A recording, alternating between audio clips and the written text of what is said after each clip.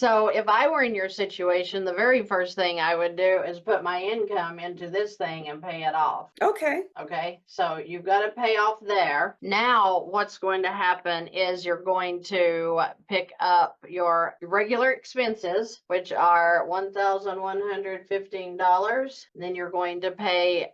This is just what I would do in your situation, and I would pay Okay. off that 823 that you owe to advance. Okay.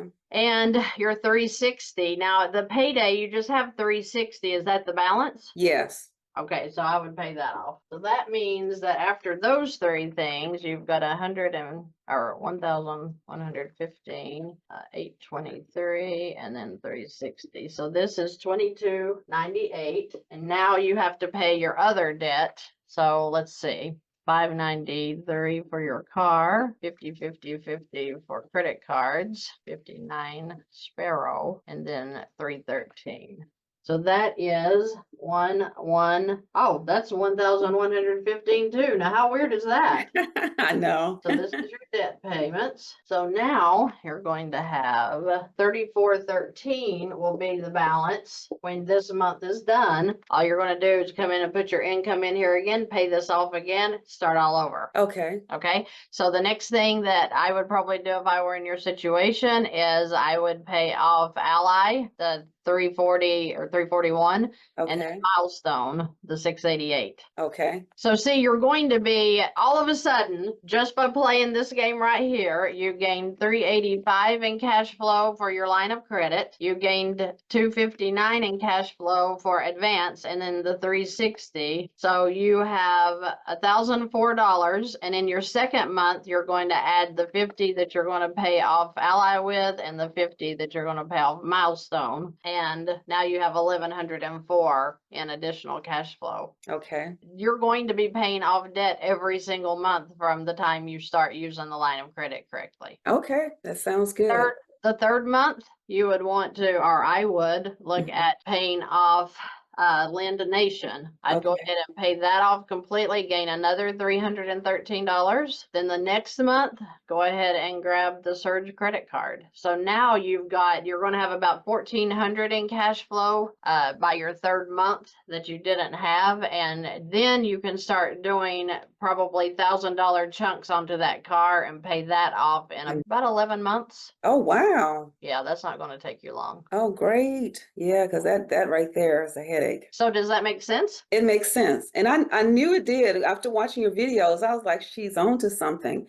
And it's like I knew she had the answer that could kind of get me flowing in the right direction, but I just needed a start. Right. So yeah, this definitely makes sense. Well, I am so glad. You have a really easy situation. You, like everybody else, I just worked with a doctor and he makes $26,000 a month, but you can tell he's feeling broke. And Yeah. I'm like, gosh, God, you're just putting your money in the wrong place. And that's all you're doing. Yeah. From now on, you'll never have to go get these little loans from Advance America or Lend Nation because you're going to have that line of credit available to you and it's going to increase as you go along. So you're going to be able to get higher lines eventually, buying another car or a home or whatever it is you're looking to do. Yeah, my goal is this time next year to buy a house. But I knew with my credit cards is bringing my credit score down.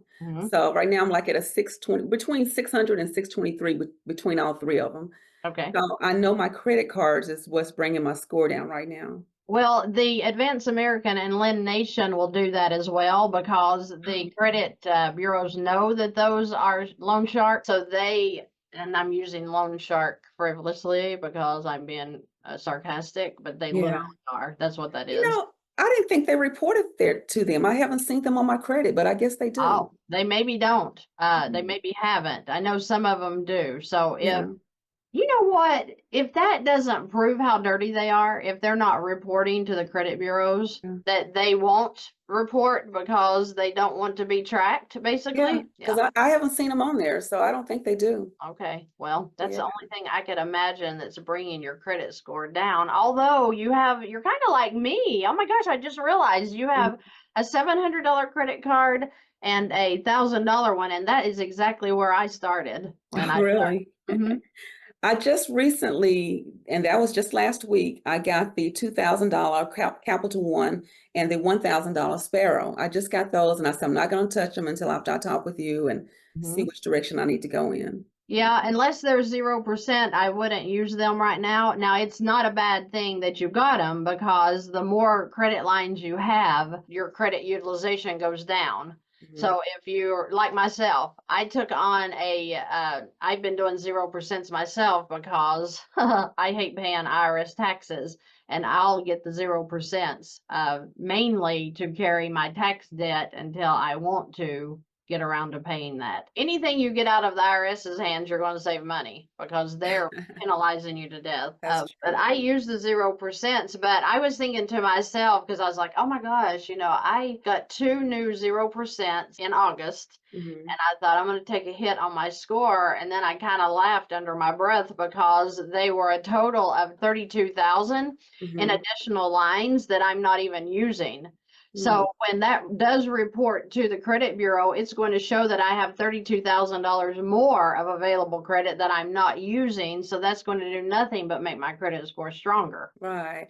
Yeah. Well, I have one. My lowest card, the Ally, is zero interest. Right. Okay. So yeah, that's the one I'm going to pay off the second time around. But that one is 0 interest, so I do want to hold on to that one. The Yeah. reason I usually wouldn't pay off a 0% credit card, but because it is taking 400, you've got 400 as your payment. I mean, no, Balance.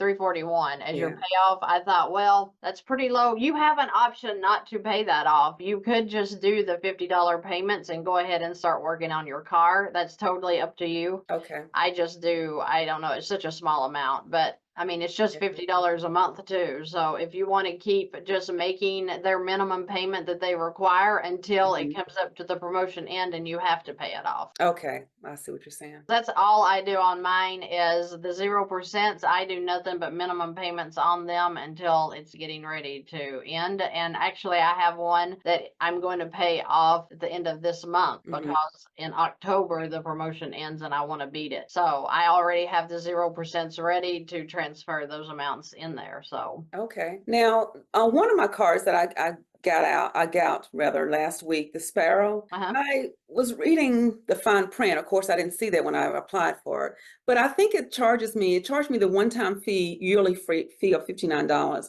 But after that, it charges me $8 and something monthly. I would shut that down today. Yeah, I just saw that and I was like, I hadn't even used it yet, but it got me that $59 out of the way though.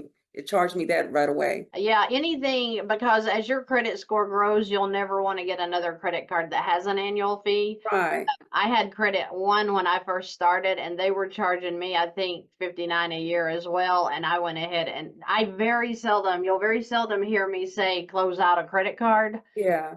But if you have one that's charging you an annual fee, then I would go ahead and take the hit on my credit score now. But see, you won't even take a hit because you don't have any history with Sparrow. Right. Where you take the hit is if, like with my Capital One, I've had it since I was like probably 30. And for me to close it out now would be stupid because it's got 23 years of history on it that'll go away. So those that charge me annually, I should just go ahead and cut ties with them now. I would, because you've already got a low credit score, and if you don't have much history, then I would go ahead and cut it now. Okay. And then that way you're just dealing with the ones that are good for you. Like if Capital One, they're not a great bank to deal with, but I've had a good history with their credit cards. So if you want to keep the ones that are going to grow, because Capital One's really good about increasing your score or your lines. So you work with them, and if you say start charging your expenses on that card and then paying the card off every due date as well, then you're going to get a line increase with them pretty quickly. So they'll have you up to 5,000 and 7,000. And I don't use them up to that much, but in the event I need it, it is there.